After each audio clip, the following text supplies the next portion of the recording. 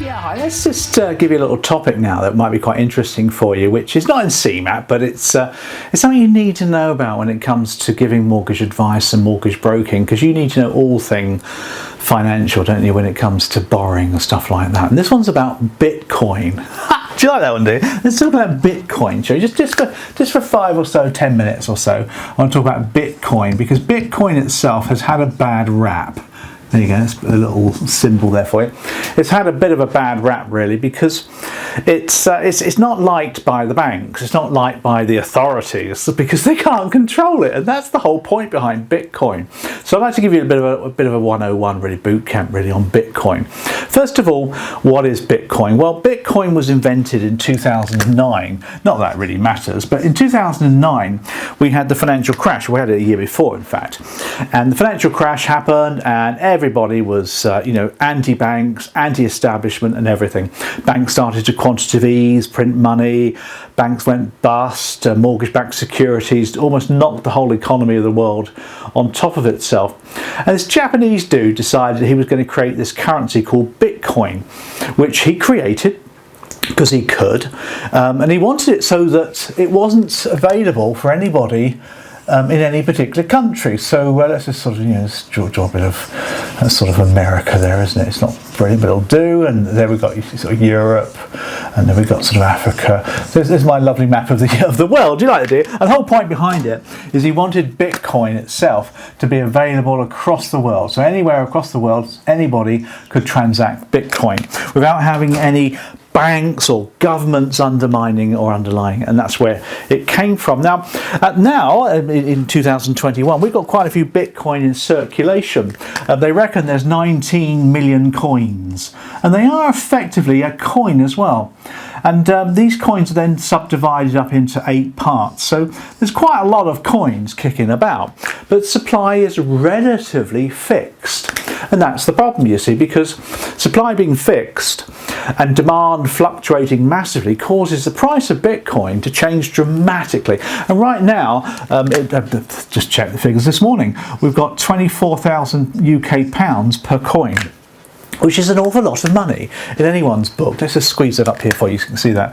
£24,000, not million, per Bitcoin. It's a lot of money, but Google it for the latest figures. So it's extremely volatile.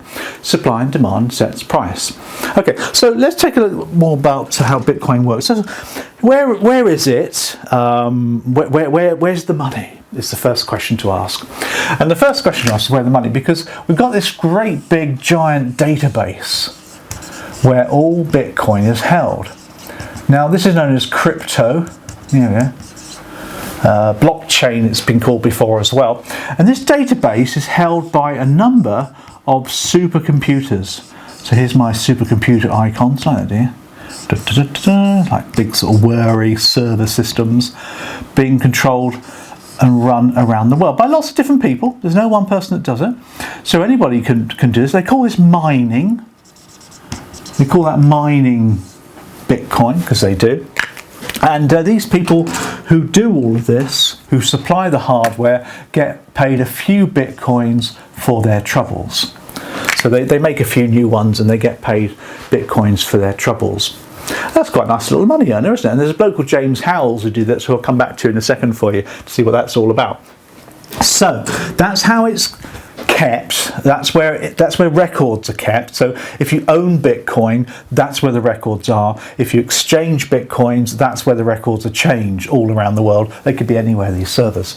So let's take a look then at, first of all, how you buy it, then we'll take a look at how you spend it, and then how you store it. So how do you buy Bitcoin? Well, I had somebody on the YouTube channel this morning asking about that when I did the live stream. And the point behind Bitcoin is you have to go to an exchange to buy these things.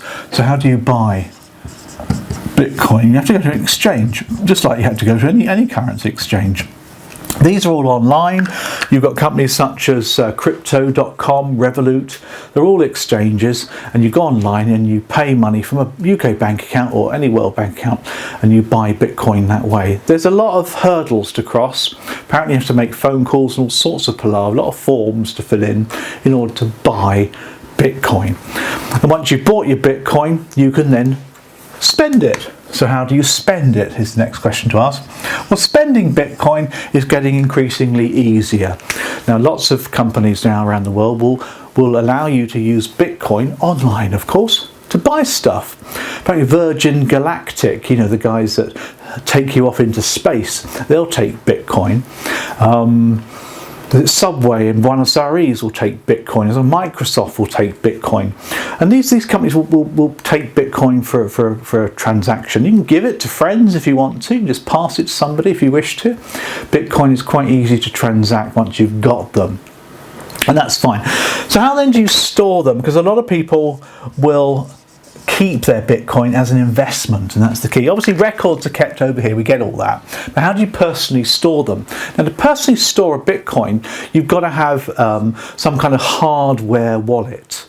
Now, the hardware wallet is usually a tablet or computer or phone or whatever, which has a password where you can access them, because they're effectively kept at your exchange.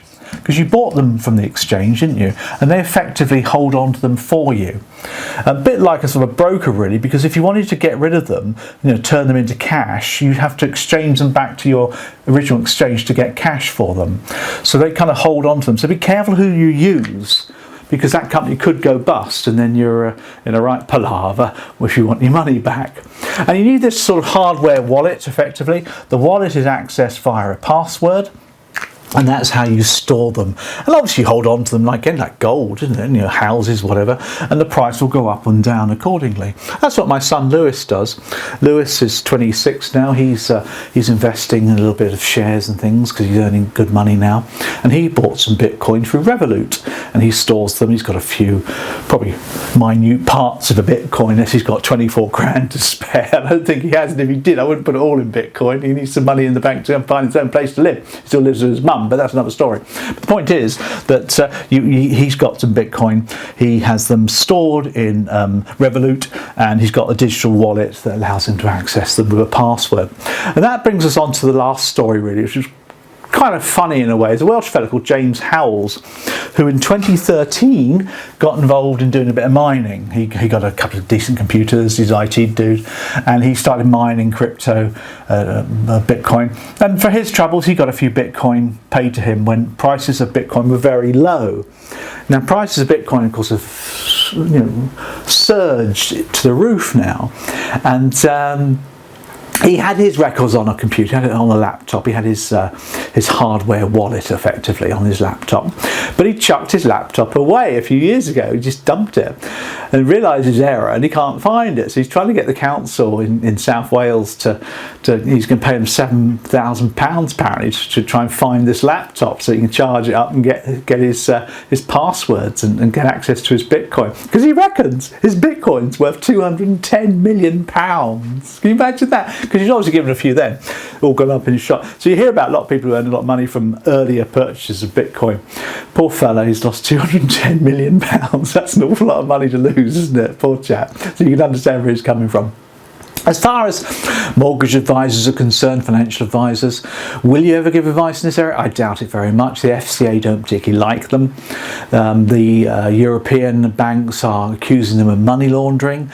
And does money laundering happen? Yeah, it probably does. When you buy them through an exchange, there's probably an element of money laundering going on. Because don't forget, no bank controls these, no government controls Bitcoin. It's completely around the world for anybody that wants it. The banks are quite alarmed by it. There's no counterparty, there's no gold backing it or anything like that. So it's all very risky, very volatile. But like a lot of things, I said to Lewis, if you can afford to lose the money, son, do it. There's no harm. But don't put money in it that you can't afford to lose. And that's, of course, when it comes to risk, reward and all those good things. You need to be properly authorised to give advice on this stuff anyway. But if anybody asks about it at dinner, when you're allowed to have friends round again, or you can go to a restaurant, if anyone asks about this, you can talk a little bit about it. Of course, as a mortgage advisor, mortgage broker, financial advisor, you do need to know about these things. You do. Because if you don't, people don't think you're any good, even though you're not giving advice on it. So I hope this video has been a nice little update for you on Bitcoin. Would I buy any? No, I wouldn't. But then again, I'm not interested in this kind of thing. I'd rather buy a cottage in Cornwall and rent it out, because staycationing is there forever from now on. But that's the way the world works. See you soon. Bye.